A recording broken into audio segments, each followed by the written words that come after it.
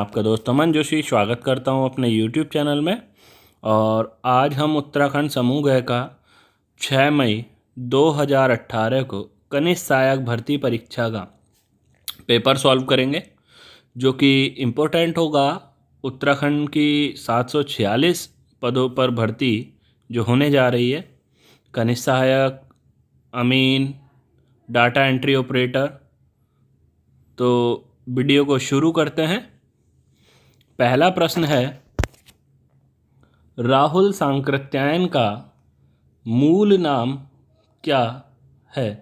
यथा राहुल सांकृत्यायन का मूल नाम क्या था? तो ऑप्शन ए है इसमें राइट, केदारनाथ पांडे। राहुल सांकृत्यायन का मूल नाम क्या था? केदारनाथ पांडे। नेक्स्ट ऑप्शन 2,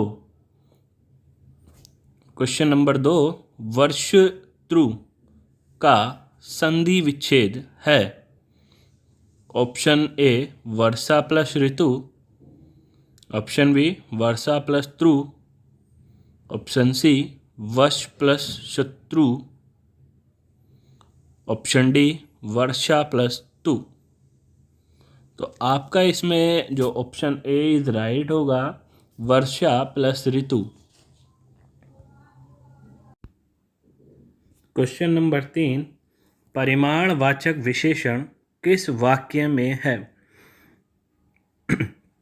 तो चार ऑप्शन दिए हैं, बताना है। तो परिमाणवाचक, पहले तो विशेषण के प्रकार पता होने चाहिए। विशेषण के 4 प्रकार हैं। सबसे पहले गुणवाचक विशेषण, उसके बाद संख्यावाचक विशेषण,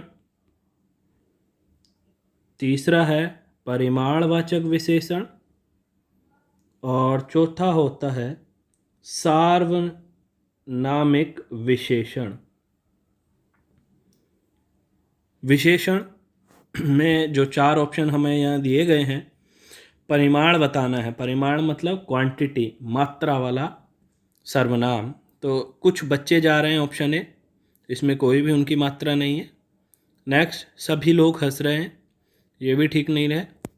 ऑप्शन सी है सही, 2 किलो अनाज दे दीजिए। 2 किलो, ये जो है परिमाण निश्चित है, निश्चित परिमाणवाचक विशेषण है ये। ऑप्शन 3 सही होगा, सी।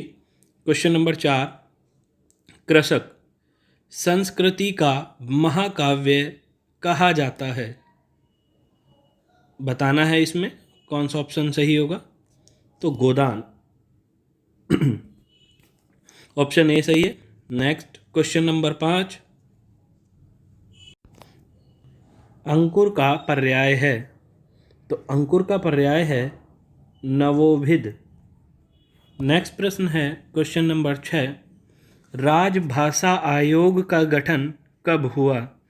तो राजभाषा आयोग का गठन हुआ था 7 जून 1955 को, और इसके पहले अध्यक्ष थे BG खरे। नेक्स्ट क्वेश्चन नंबर 7, सही कथन का युग्म चयन कीजिए। शशि गा रही है और नाच रही है, संयुक्त वाक्य। ऑप्शन बी, कठोर बनकर भी सहृदय बने, सरल वाक्य। नेक्स्ट क्वेश्चन नंबर सी, जिसने टोपी पहन रखी थी वह बाबू कहाँ गया, मिश्र वाक्य। ऑप्शन डी है उपरोक्त सभी सही हैं। तो आपका जो आंसर होगा वो डी होगा, क्योंकि सभी सही वाक्य हैं। जैसे शशि गा रही है और नाच रही है, ये क्या है?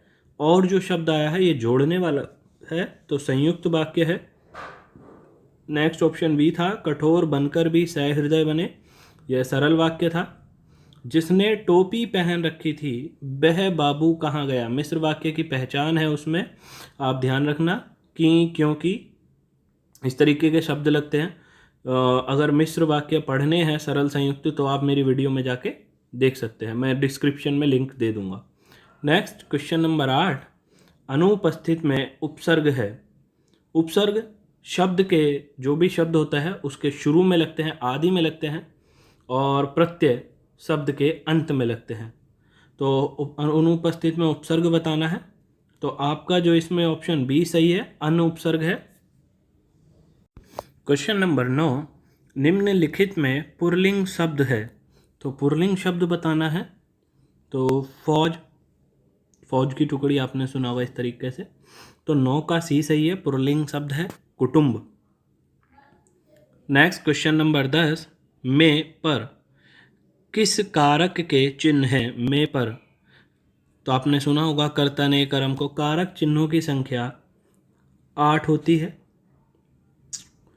इसमें में पर में आपने बताना है कि में पर में कौन सा होगा। तो अधिकरण में आता है कर्ता ने कर्म को, इस तरीके से। अपादान वाले में से अलग होने का भाव, इस तरीके से।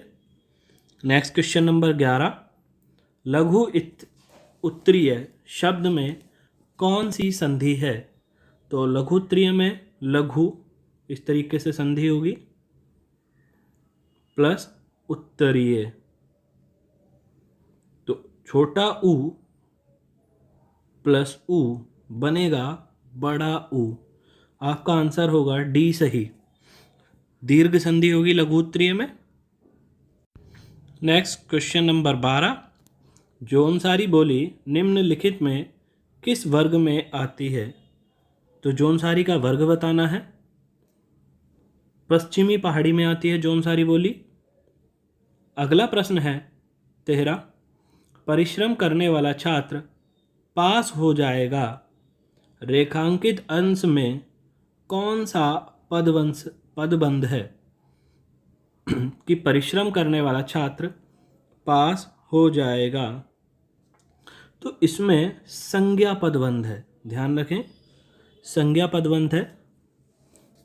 नेक्स्ट क्वेश्चन है 14, वह सर्वनाम किस भेद के अंतर्गत आता है? वह, तो सर्वनाम के 6 भेद होते हैं, ध्यान रखें, जिसमें कि पुरुषवाचक सर्वनाम के 3 भेद होते हैं, उत्तम पुरुष, मध्यम पुरुष और अन्य पुरुष। तो इसमें जो आपका आंसर होगा 14 का डी, वह जो है अन्य पुरुष सर्वनाम होगा। क्यों? देखिएगा, जब जो उत्तम पुरुष होता है वह मध्यम पुरुष के साथ मिलकर किसी तीसरे अन्य के बारे में बात करे तब वहाँ अन्य पुरुष सर्वनाम होता है। उत्तम पुरुष जो है वो मैं हम, इस तरीके से। मध्य में तू तुम तुझे तुम्हारा आप, और अन्य में यह वह इन्हें उन्हें आदि शब्द आते हैं। ठीक है दोस्तों। क्वेश्चन नंबर 15, कौन सा तुर्की भाषा का शब्द है? तो तुर्की भाषा का शब्द बताना है। कैंची तुर्की भाषा का शब्द है। दोस्तों मैं आपको बताना चाहूँगा, उत्तराखंड के जितने भी ग्रुप सी के एग्ज़ाम होते हैं उनमें भाषा से संबंधित प्रश्न जरूर आता है कि चाय किस भाषा का शब्द है, रिक्शा किस भाषा का शब्द है, कमरा किस भाषा का शब्द है। तो इस तरीके से ये आप जो है बिल्कुल कंठस्थ कर लें अगर आपको उत्तराखंड में 1 से 2 नंबर पक्के करने हैं हिंदी में। नेक्स्ट क्वेश्चन नंबर 16, उद्धत का विलोम शब्द बताना है। उद्धत, तो उद्धत का विलोम शब्द होगा सौम्य। उद्धत का विलोम शब्द क्या होगा? सौम्य। नेक्स्ट क्वेश्चन नंबर 17, तारीख शब्द है देशज, विदेशज, तत्सम, तद्भव। देखिए एक प्रश्न पहले आ गया भाषा और एक यहाँ से आ गया, तो 2 प्रश्न बन गए एक ही एग्जाम में। तो तारीख जो शब्द है वह विदेशी शब्द है। क्वेश्चन नंबर 18, उपानय शब्द का क्या अर्थ है? तो उपानय शब्द का अर्थ है जूता। नेक्स्ट क्वेश्चन 19, अनुभवी का विशेष्य बताना है। तो अनुभवी का विशेष्य बनेगा अनुभव। नेक्स्ट क्वेश्चन नंबर 20, निम्न में से डॉक्टर पीताम्बर दत्त बड़थवाल की रचना है। तो पीताम्बर दत्त बड़थवाल की जो रचना है वो है ऑप्शन बी, हिंदी काव्य में निर्गुण संप्रदाय। क्यों, इसके बारे में भी जानते हैं। डॉक्टर पीताम्बर दत्त बड़थवाल के नाम पर उत्तराखंड में हिंदी अकादमी का नाम किया गया है, क्योंकि ये हिंदी के राइटर थे। 2011 में जो उत्तराखंड में हिंदी अकादमी थी उसकी स्थापना हुई थी 2009 में, और उसके आगे जो हिंदी अकादमी शब्द नाम जो दिया गया था, डॉक्टर पीताम्बर दत्त बड़थवाल हिंदी अकादमी, वो 2011 में दिया गया था। अर्थात हिंदी अकादमी का नाम पीताम्बर दत्त बड़थवाल हिंदी अकादमी कब किया गया? 2011 में। और इसकी स्थापना कब हुई थी उत्तराखंड में हिंदी अकादमी की? तो 2009 में। क्वेश्चन ध्यान रखें दोस्तों। क्वेश्चन नंबर 21, निम्न में से किस राज्य में टिन अयस्क का प्रमुख भंडार है? तो छत्तीसगढ़ में है टिन अयस्क का प्रमुख भंडार। अगला प्रश्न है, किसका बंदोबस्त सन 80 का बंदोबस्त के नाम से प्रसिद्ध है? क्वेश्चन 22वां है, किसका बंदोबस्त सन 80 का बंदोबस्त के नाम से प्रसिद्ध है? तो कमिश्नर ट्रेल का बंदोबस्त।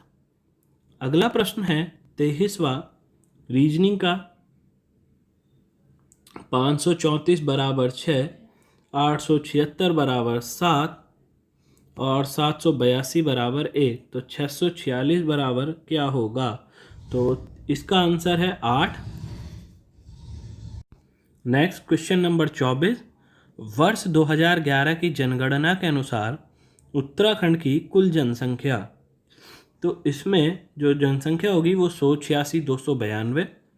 ध्यान रखें ये 6 मई को पेपर हुआ था, इसमें चेक हुई थी 186,292, जबकि 12 नवंबर 2018 को पेपर हुआ था एपीएस का, जो सचिवालय में होते हैं।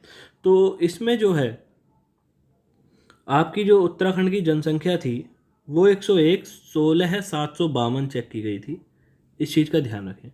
ऑप्शन 24 जो क्वेश्चन नंबर 24 है यहाँ पे 101,16,752 नहीं दिया हुआ था, तो इसलिए 186,292 चेक हुई है। ठीक है, इस चीज़ को ध्यान रखें। नेक्स्ट क्वेश्चन नंबर 25 कि निम्नलिखित पहाड़ियों में से पूर्व से पश्चिम दिशा की ओर सही क्रम कौन सा है? तो आपको बताना है सही क्रम कौन सा है। पूर्व से पश्चिम की ओर जो होगा तो वो होगा नागा, मिकिर, खासी, गारो। ये जो पहाड़ियाँ हैं ये 7 पहाड़ियाँ हैं, जिसकी वजह से इनको 7 सिस्टर्स भी कहा जाता है। ये उत्तराखंड के नॉर्थ ईस्ट में स्थित है। प्रश्न नंबर 26, निम्नलिखित में से किसे the add Guru of India के रूप में जाना जाता है? तो एड गुरु ऑफ इंडिया कहा जाता है प्रसून जोशी को, जो कि फिल्म बोर्ड से संबंधित है। नेक्स्ट क्वेश्चन है 27वां, आगरा में जामा मस्जिद का निर्माण किसने करवाया था? तो आगरा में जामा मस्जिद का निर्माण जहां आरा ने करवाया था। नेक्स्ट क्वेश्चन है, उत्तराखंड के प्रथम वित्त आयोग के अध्यक्ष कौन थे? तो उत्तराखंड के प्रथम वित्त आयोग के अध्यक्ष थे आर के धर। नेक्स्ट अगला प्रश्न है 29वां, पंचचूली शिखर की समुद्र तल से ऊंचाई कितनी है? तो पंचचूली की ऊंचाई है 6904 मीटर। नेक्स्ट अगला प्रश्न है 30वां, एक पासे की निम्न 2 स्थितियों को दिखाया गया है। अंक 2 वाली सतह के विपरीत सतह पर कौन सा अंक होगा? तो इसमें आपका आंसर होगा ऑप्शन सी सही, 5वां, 5। नेक्स्ट क्वेश्चन नंबर 31, मंगोलों ने किसके शासन में भारत पर आक्रमण किया था? तो आपका आंसर है इसमें इल्तुतमिश सही। क्वेश्चन नंबर 32, किस वर्ष भारतीय सर्वेक्षण विभाग का मुख्यालय बंगाल से देहरादून स्थानांतरित किया गया? तो इसमें आपका जो आंसर है वो है 32 का सी। क्वेश्चन नंबर 33, कथन। क्या स्कूल की परीक्षाओं के अधिकांश भाग को वस्तुनिष्ठ प्रकार का कर दिया जाना चाहिए? तो तर्क एक है नहीं। वस्तुनिष्ठ प्रकार की परीक्षा से विद्यार्थियों की अभिव्यक्ति क्षमता का परीक्षण नहीं हो पाता। नेक्स्ट ऑप्शन जो तर्क दो है वो ये कहता है हाँ, यह किसी की क्षमता और ज्ञान के जांच की सर्वश्रेष्ठ पद्धति है। तो ऑप्शन ए है तर्क दो प्रभावशाली है, ऑप्शन बी है तर्क दो प्रभावशाली है, ऑप्शन सी है तर्क एक तथा तर्क दोनों ही प्रभावशाली हैं, ऑप्शन डी उपरोक्त में से कोई नहीं। तो आपका आंसर सही होगा उपरोक्त में से कोई नहीं। क्वेश्चन नंबर 34, बाराही देवी मंदिर उत्तराखंड में कहाँ है? तो बाराही देवी मंदिर बताना है उत्तराखंड में कहाँ है? देवीधुरा में है बाराही देवी मंदिर। नेक्स्ट क्वेश्चन नंबर 35, किस राष्ट्रीय उद्यान के मध्य पाटली दून स्थित है? तो पाटली दून बताना है जिम कॉर्बेट राष्ट्रीय उद्यान में स्थित है। अगला प्रश्न है 36, उससे पहले बताना चाहूँगा जिम कॉर्बेट राष्ट्रीय उद्यान के बारे में। जिम कॉर्बेट राष्ट्रीय उद्यान की स्थापना 1936 में हुई थी। तब इसका नाम हैली नेशनल पार्क था। इसका नाम चेंज करके कॉर्बेट के नाम पर 1957 में रखा गया था। नेक्स्ट क्वेश्चन नंबर 36, निम्न में से किसे पद्मश्री सम्मान प्राप्त नहीं हुआ है? तो इसमें जो है केपी नौटियाल को पद्मश्री नहीं मिला है। नेक्स्ट अगला प्रश्न है क्वेश्चन नंबर 37, चैतू तथा माणकू नामक चित्रकार को किस राजा ने अपने दरबार में आश्रय दिया था? तो चैतू और माणकू को सुदर्शन शाह ने अपने दरबार में आश्रय दिया था। क्वेश्चन नंबर 38, अल्मोड़ा में डिबेटिंग क्लब की स्थापना कब हुई थी? तो 1870 में हुई थी डिबेटिंग क्लब की स्थापना। नेक्स्ट क्वेश्चन नंबर 39, शकलोत्तर पथनाथ की उपाधि किस शासक ने धारण की थी? शकलोत्तर पथनाथ की। तो आपका जो इसमें आंसर होगा हर्षवर्धन ने की थी शकलोत्तर पथनाथ की उपाधि। नेक्स्ट क्वेश्चन नंबर 40, पावंटा के निकट भंगाड़ी नामक स्थान पर युद्ध गढ़नरेश फतेह शाह और किसके मध्य हुआ था? तो गुरु गोविंद सिंह के मध्य हुआ था। 18 सितंबर 1688 को भंगाड़ी नामक स्थान पर फतेह शाह और गुरु गोविंद सिंह के मध्य में। नेक्स्ट क्वेश्चन नंबर 41, विदेशी विनिमय प्रबंधन कानून फेमा किस वर्ष लागू किया गया था? तो लागू की डेट पूछी है इसमें, तो इसमें आपका आंसर होगा वर्ष 1999 में। अगला प्रश्न है सतत विकास के लिए 42, टिहरी बांध परियोजना से बिजली उत्पादन कब प्रारंभ हुआ था? तो वर्ष 2006 में हुआ था। 30 जुलाई 2006 को टिहरी बांध परियोजना की पहली यूनिट तैयार हुई थी। नेक्स्ट प्रश्न है 43, सतत विकास के लिए आवश्यक दशा है। तो सतत विकास के लिए आवश्यक दशा है प्राकृतिक, ऑप्शन ए है प्राकृतिक संसाधनों का संरक्षण, ऑप्शन बी प्रदूषण मुक्त विकास, ऑप्शन सी बेहतर गुणात्मक जीवन, ऑप्शन डी उपरोक्त सभी। तो आपका जो आंसर होगा इसमें उपरोक्त सभी, अर्थात सभी कथन सही थे।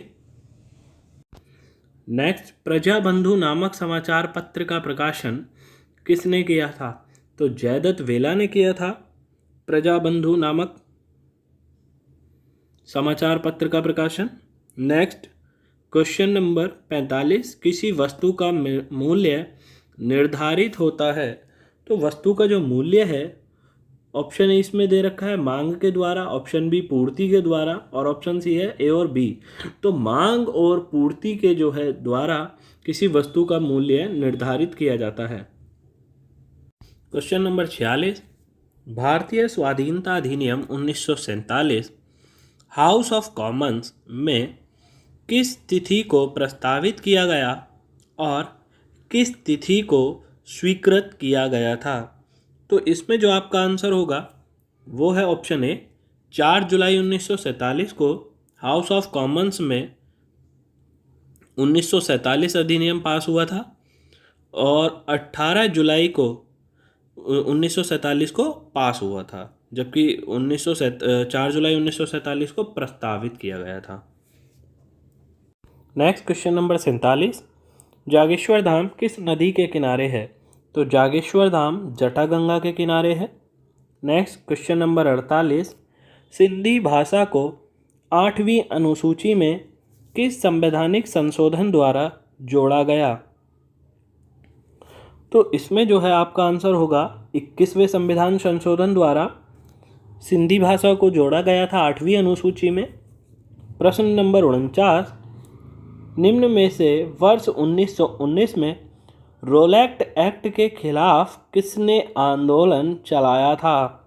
तो रोलैक्ट एक्ट के खिलाफ जो आंदोलन चलाया था वो थे गोविंद वल्लभ पंत, और गोविंद वल्लभ पंत को 1957 में भारत रत्न प्राप्त हुआ था। ध्यान रखें, 26 जनवरी 1957 को। और जीवी पंत उत्तराखंड के एकमात्र व्यक्ति हैं जिनको भारत रत्न प्राप्त हुआ था, जिसकी वजह से इनको उत्तराखंड का गौरव कहा जाता है। नेक्स्ट क्वेश्चन नंबर 50, भारत में वित्त आयोग का गठन संविधान के किस अनुच्छेद के तहत हुआ था? तो वित्त आयोग का जो गठन है वो अनुच्छेद 280 के तहत हुआ था। अगला प्रश्न क्वेश्चन नंबर 51, कौन सा एक नॉन वोलेटाइल मेमोरी का उदाहरण है?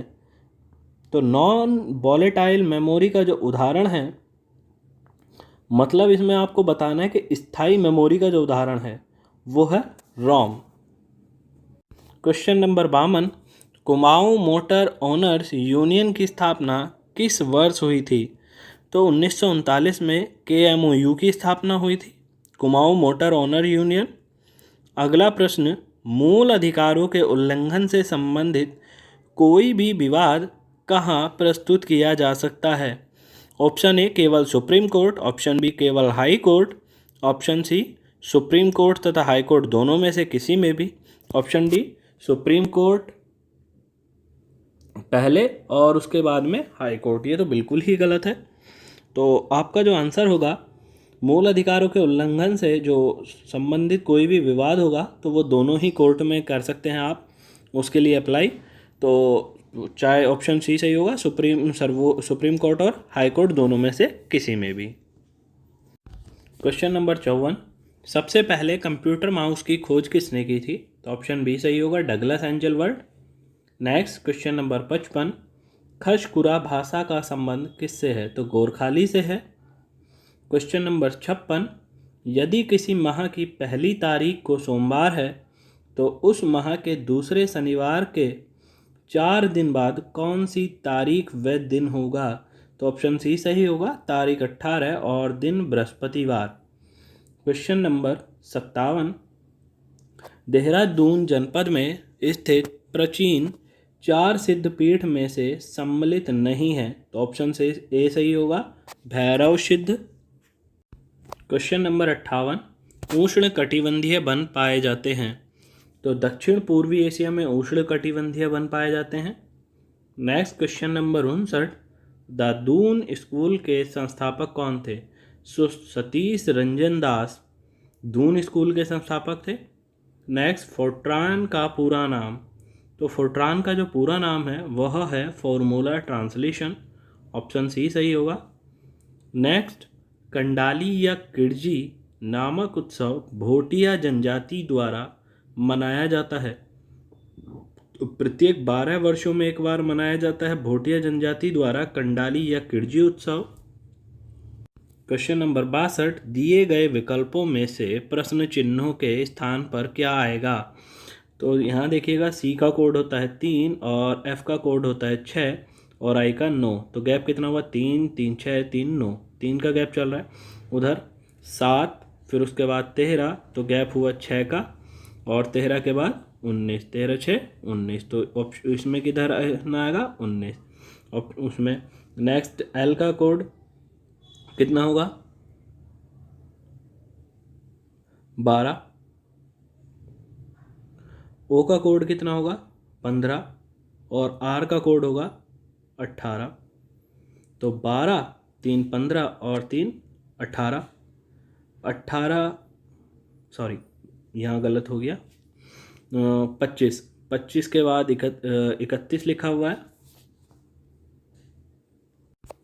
25, 25 के बाद 31, तो गैप कितना हुआ 6 का, और 31 के बाद फिर से आप 6 जोड़ें 31 में तो आएगा 37। तो ऑप्शन बी सही है, 19 और 37। क्वेश्चन नंबर 63, कौन वोक्सा जनजाति का त्यौहार है?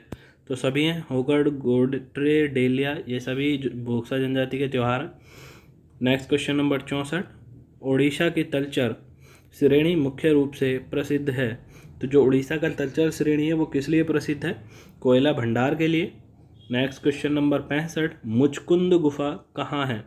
तो गणेश गुफा और मुचकुंद गुफा आपके जो हैं वो बद्रीनाथ के पास हैं, गणेश गुफा और मुचकुंद गुफा। नेक्स्ट क्वेश्चन है, वैली ऑफ फ्लावर्स पुस्तक के लेखक। तो वैली ऑफ फ्लावर पुस्तक के लेखक हैं फ्रैंक स्माइथ, जिन्होंने फूलों की घाटी की खोज की थी 1931 में। अगला प्रश्न है, निम्नलिखित कौन सा युग्म विजातीय है? तो इसमें आपका जो आंसर होगा वो जो है ऑप्शन डी सही होगा। क्वेश्चन नंबर 68, उत्तराखंड के किस पर्वतारोही ने एवरेस्ट शिखर पर छठी बार चढ़ने का कीर्तिमान स्थापित किया? तो लवराज धर्मसत्तू ने। नेक्स्ट क्वेश्चन नंबर 69, विरूपाक्ष मंदिर कहाँ स्थित है? तो विरूपाक्ष जो मंदिर है वो है हम्पी कर्नाटक में। नेक्स्ट, लाधिया सहायक नदी है।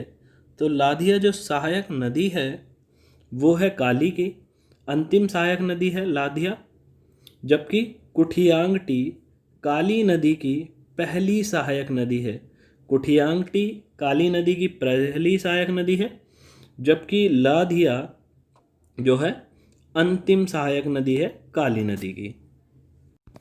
अगला प्रश्न है, 6 दोस्त दीपक, रोहित, सचिन, प्रीति, रेखा और सोनी एक वृत्ताकार पथ पर बैठे हैं। रेखा सोनी के दाएं तथा दीपक और सोनी के बीच बैठी है। रोहित और सचिन के बीच प्रीति बैठी है। दीपक और सचिन एक दूसरे के ठीक आमने सामने बैठे हैं। तो दीपक के ठीक दाएं कौन बैठा है? तो दीपक के दाएं ठीक जो बैठा है वो है रोहित। अगला प्रश्न है, जागेश्वर के मुख्य मंदिर के भीतर किस राजा की मूर्ति बनी है या स्थापित है? तो है वो दीपचंद। दीपचंद को गूंगा शासक कहा गया है। और किसने कहा था? तो हैमिल्टन ने। कौन सी पुस्तक में कहा था? तो किंगडम ऑफ नेपाल। ध्यान रखें, हैमिल्टन ने दीपचंद को गूंगा शासक कहा था। किस पुस्तक में? किंगडम ऑफ नेपाल में। नेक्स्ट, शंकर गुफा कहाँ स्थित है? बताना है शंकर गुफा कहाँ स्थित है। तो देवप्रयाग टिहरी में शंकर गुफा स्थित है। दोस्तों, मैं बताना चाहूँगा कि उत्तराखंड के पेपर में एक गुफा से संबंधित भी प्रश्न जरूर आता है, तो आप उत्तराखंड की जो गुफाएं हैं उनको जरूर याद करें। अगला प्रश्न है, 1881 का पहला कारखाना अधिनियम पारित हुआ था, मतलब किसके समय में पारित हुआ था बताना है। कौन सा गवर्नर था? तो लॉर्ड रिपन के समय में पहला कारखाना अधिनियम पारित हुआ था। नेक्स्ट क्वेश्चन है, निम्नलिखित में से उस शब्द को छाटे जो रिकमेंडेशन शब्द के अक्षरों से नहीं बनेगा या बन सकता है। तो इसमें जो है कम्युनिकेट, ऑप्शन डी आपका सही होगा। ये नहीं बन सकता कम्युनिकेट, क्योंकि इसमें यू दिया हुआ है और रिकमेंडेशन में यू नहीं है। नेक्स्ट, 76, श्रृंखला में गलत पद बताना है। तो इसमें जो गलत पद होगा वो होगा 28। नेक्स्ट, क्वेश्चन नंबर 77, नगाड़े खामोश हैं। तो नगाड़े खामोश पुस्तक के लेखक बताने हैं, कौन है? तो नगाड़े खामोश हैं गिरीश तिवारी गिरदा, इसके राइटर है। दोस्तों उत्तराखंड के जो भी आप समूह गए, कनिष्ठ सहायक, जो भी आप भर्ती परीक्षा देंगे, बीटीओ, बीपीडीओ, पटवारी, लेखपाल, तो जितनी भी परीक्षाएं होंगी उनमें आपके 2 से 3 जो बुक्स होती हैं वो उत्तराखंड के राइटर्स की होती हैं। 2 बुक्स एंड राइटर्स आपसे पूछेगा पुस्तकों के राइटर हिंदी में, और 1 से 2 पूछेगा आपका जीएस में। तो कम से कम 5 से 7 नंबर जो हैं आपके बुक्स एंड राइटर्स से होते हैं। मैं इसके लिए बताना चाहूँगा, आप बुक्स एंड राइटर्स पे भी अच्छे से कमांड करके चलें अगली भर्ती परीक्षाओं के लिए। जिसका बुक्स एंड राइटर्स कंप्लीट है और आपका सही है, क्योंकि राइटर अगर आपको याद नहीं है तो आपका वो नंबर ख़त्म हो जाएगा और आप 1.25 नंबर पीछे जाओगे। क्यों? क्योंकि 1 नंबर तो आपने सही नहीं जो छोड़ दिया और धोखे से वो गलत किया है, तो 0.25 की निगेटिव मार्किंग। दोस्तों इसको ध्यान रखें और अच्छे से अपनी बुक्स एंड राइटर्स पे कमांड करें। नेक्स्ट क्वेश्चन, एबॉट माउंट कहाँ स्थित है या किस जिले में स्थित है? तो चंपावत में। नेक्स्ट 79, अशोक ने तृतीय बौद्ध संगीति का आयोजन कहाँ किया था? तो जो वो हुआ था पाटलिपुत्र में। बौद्ध संगीतियाँ, आपको जो नॉर्मल बुक्स हैं जैसे ल्यूसेंट वगैरह, इनमें बौद्ध संगीतियों की संख्या 4 मिलेगी कि पहली बौद्ध संगीति किसके समय में हुई, दूसरी, तीसरी, चौथी। वैसे जो बौद्ध संगीतियाँ हैं आप बड़ी बुक्स पढ़ोगे तो 6 मिलती हैं बौद्ध संगीतियों की संख्या, जो कि 5वीं और 6ठी जो है वो हर्षवर्धन के शासनकाल में हुई थी। इसका ध्यान रखें। नेक्स्ट क्वेश्चन नंबर 80, एक बंदर 50 फीट ऊंचे सीधे खंबे पर चढ़ने का प्रयास करता है। प्रत्येक मिनट में बंदर 60 फीट ऊपर चढ़ता है और फिर 3 फीट नीचे जाता है। बंदर को खंबे के शिखर तक पहुंचने में कितना समय लगेगा? तो आपका आंसर होगा 12 मिनट लगेगा बंदर को खंबे के शिखर तक पहुंचने में। नेक्स्ट क्वेश्चन नंबर 81, किस पुराण में हरिद्वार का नाम मायापुरी मिलता है? आपने बताना है। तो आपका आंसर है विष्णु पुराण में हरिद्वार का नाम मायापुरी मिलता है। नेक्स्ट क्वेश्चन नंबर 82, राख उपयोग नीति अपनाने वाला देश का पहला राज्य कौन सा है? राख उपयोग नीति बताना है आपको। तो महाराष्ट्र है राख उपयोग नीति अपनाने वाला देश का पहला राज्य। नेक्स्ट, कौन सा ऐतिहासिक स्थल यमुना और मोरदगाड़ के संगम पर स्थित है? तो लाखा मंडल जो है यमुना और मोरदगाड़ के संगम पर स्थित है। क्वेश्चन नंबर 84, राष्ट्रीय आपदा प्रबंधन प्राधिकरण का अध्यक्ष कौन होता है? तो प्रधानमंत्री होता है आपदा प्रबंधन प्राधिकरण का अध्यक्ष। अगला प्रश्न, परिमार्जन नेगी प्रसिद्ध खिलाड़ी हैं। तो परिमार्जन नेगी जो खिलाड़ी हैं वो हैं शतरंज के, ऑप्शन बी सही होगा। नेक्स्ट, तिलाड़ी कांड का संबंध किससे है? तो तिलाड़ी कांड का बताना है। ऑप्शन ए वन अधिकारों से, नेक्स्ट ऑप्शन बी वन संरक्षण से, ऑप्शन सी वन व्यापार से, और ऑप्शन डी वन्य जीवों के संरक्षण से। आपने बताना है कि कौन सा ऑप्शन सही होगा। तो इसमें जो है आपका ऑप्शन ए सही है, वन अधिकारों से। तिलाड़ी या रवाई कांड जो हुआ था 30 मई 1930 को हुआ था, वनों के अधिकारों से संबंधित था ये। और तिलाड़ी या जो रवाई स्थान है, ये जो प्लेस था ये यमुना नदी के किनारे प्लेस है, टिहरी में। ध्यान रखें इसको दोस्तों। और इस रवाई या तिलाड़ी कांड को उत्तराखंड का जलियांवाला बाग कांड के नाम से जाना जाता है, क्योंकि इसमें जो दीवान थे नरेंद्र शाह के दीवान चक्रधर जुयाल ने टिहरी की जनता पर या सभा के लोगों पर गोलियां चलवा दी थी। निहत्थे जो लोग बैठे थे सभा के, उन पर गोलियां चलवा दी थी 30 मई 1930 को, जिसके कारण इसको उत्तराखंड का जलियांवाला बाग कांड कहा जाता है। और जो चक्रधर जुयाल थे इनको उत्तराखंड का जनरल डायर कहा जाता है। और एक और उपाधि दी जाती है इनको दोस्तों, बहुत ही इम्पोर्टेंट है, कि रिवॉल्वर मैन ऑफ उत्तराखंड किसको कहा जाता है? Revolver man of Uttarakhand. तो दीवान चक्रधर जुयाल को रिवॉल्वर मैन ऑफ उत्तराखंड कहा जाता है। क्वेश्चन नंबर 87, बंधुआ मजदूरी प्रणाली उन्मूलन कानून कब पारित हुआ? तो बंधुआ मजदूरी जो प्रणाली वाला कानून है वो पारित हुआ था 1976 में। नेक्स्ट क्वेश्चन नंबर 88, कुमाऊं मंडल विकास निगम की स्थापना कब हुई? तो केएमबी की जो स्थापना है, कुमाऊं मंडल विकास निगम की स्थापना 1966 में हुई थी। ध्यान रखें इसको, कुछ पुस्तकों में इसको 30 मार्च 1976 दे रखा है। अब ध्यान रखना कि क्या चेक हुआ था, आयोग ने क्या चेक किया है, 1966। ठीक है। नेक्स्ट अगला प्रश्न है, भारत में राष्ट्रीय आय की गणना की जाती है किसके द्वारा? Option A NITI Aayog, option B वित्त आयोग, ऑप्शन सी भारतीय सांख्यिकी संस्थान CSO, नेक्स्ट जो केंद्रीय सांख्यिकी संगठन, तो बताना है CSO जो है। ऑप्शन जो है 89 के दिए हैं। इसमें जो गणना की जाती है राष्ट्रीय आय की, वो केंद्रीय सांख्यिकी संगठन के द्वारा की जाती है, CSO, सेंट्रल स्टैटिक ऑर्गेनाइजेशन। ठीक है, ध्यान रखें इसका, CSO के द्वारा भारत में राष्ट्रीय आय की गणना की जाती है। क्वेश्चन नंबर 90, वर्ष 2011 की जनगणना के अनुसार उत्तराखंड जनसंख्या की 10वीं वृद्धि दर कितनी थी? तो 18.81% थी जनसंख्या वृद्धि दर। और मैं आपको बताना चाहूँगा कि जो परीक्षा वाणी में जनसंख्या से रिलेट या 2011 की जनगणना वाला चैप्टर है, उससे हमेशा आपको 1 से 2 नंबर मिलेंगे उत्तराखंड के पेपर में। तो वो चैप्टर छोटा सा चैप्टर है और बहुत ही इजी उसके स्टैटिक्स होते हैं, तो उसको आपने याद कर लेना है क्योंकि 1 से 2 नंबर का सवाल है। नेक्स्ट क्वेश्चन नंबर 91, योजना आयोग की संस्तुति पर भारत सरकार ने उत्तराखंड को विशेष राज्य का दर्जा कब प्रदान किया था?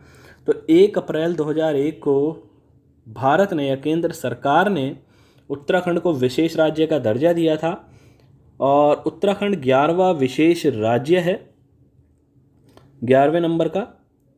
नेक्स्ट क्वेश्चन नंबर 92, नागरिकों के मूल कर्तव्य संविधान के किस भाग में वर्णित है? तो मूल कर्तव्य बताने हैं, तो मूल कर्तव्य जो है भाग 4A में है। नेक्स्ट बहुत इंपॉर्टेंट प्रश्न है, संविधान को संघात्मकता के तंग ढांचे में नहीं डाला गया है, यह वाक्य किसने कहा था? तो जो है V.R. अम्बेडकर ने कहा था, बाबा साहब अम्बेडकर ने कथन कहा था कि संविधान को संघात्मकता के तंग ढांचे में नहीं ढाला गया है। क्वेश्चन नंबर 94, सुमित्रा नंदन पंत को ज्ञानपीठ पुरस्कार से सम्मानित कब किया गया? तो 1968 में चिदम्बरा के लिए सुमित्रा नंदन पंत को ज्ञानपीठ पुरस्कार दिया गया था। क्वेश्चन नंबर 95, भारत में राष्ट्रीय मानवाधिकार आयोग की स्थापना किस वर्ष हुई थी? तो 1993 में हुई थी राष्ट्रीय मानवाधिकार आयोग की स्थापना। नेक्स्ट 96, स्वर्णिम चतुर्भुज परियोजना में निम्न में कौन शामिल नहीं है? तो हैदराबाद शामिल नहीं है स्वर्णिम चतुर्भुज परियोजना में। अगला प्रश्न है 97, आसन वैराज की स्थापना या आसन वैराज का निर्माण किस वर्ष किया गया था?